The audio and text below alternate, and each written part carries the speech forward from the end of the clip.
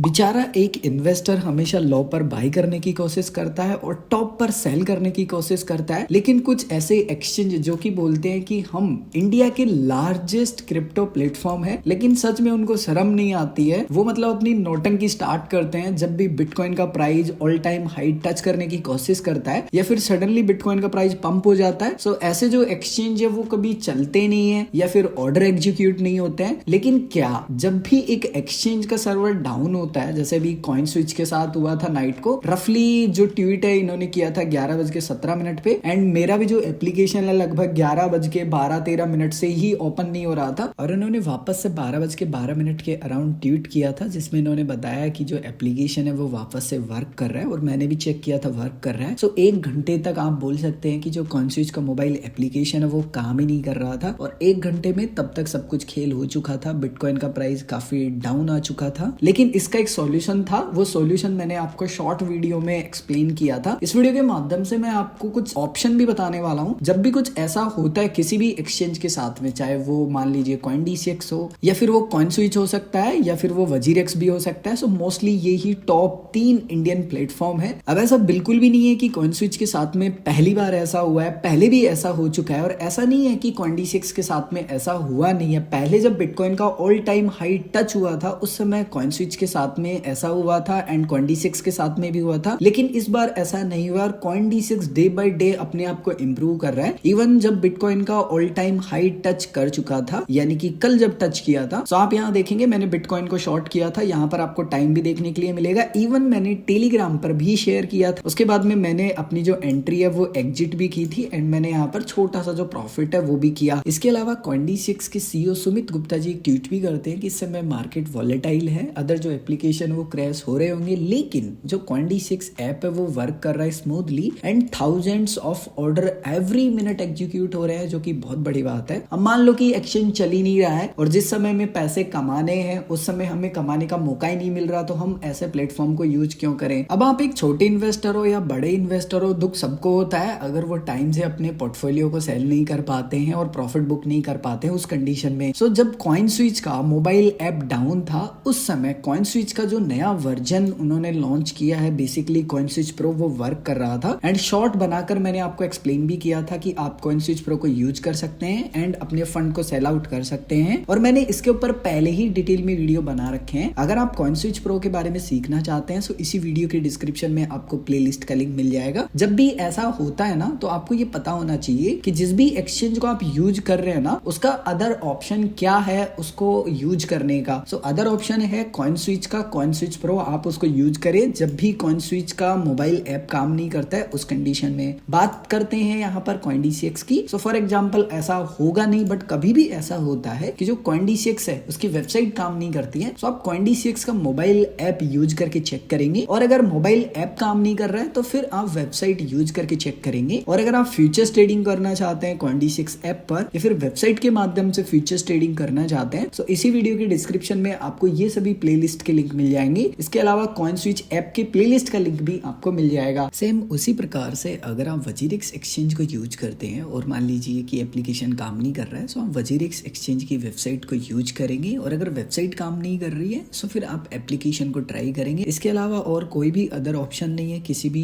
Exchange को access करने का जब भी इनके सर्वर्स डाउन हो जाते हैं उस कंडीशन में। वैसे आप सभी मुझे कमेंट करके जरूर बताएं कि आप कौन से एक्सचेंज को यूज करते हैं, और अगर आपका अभी भी कोई भी कंफ्यूजन है या आप कुछ भी पूछना चाहते हैं तो कमेंट करके पूछ सकते हैं।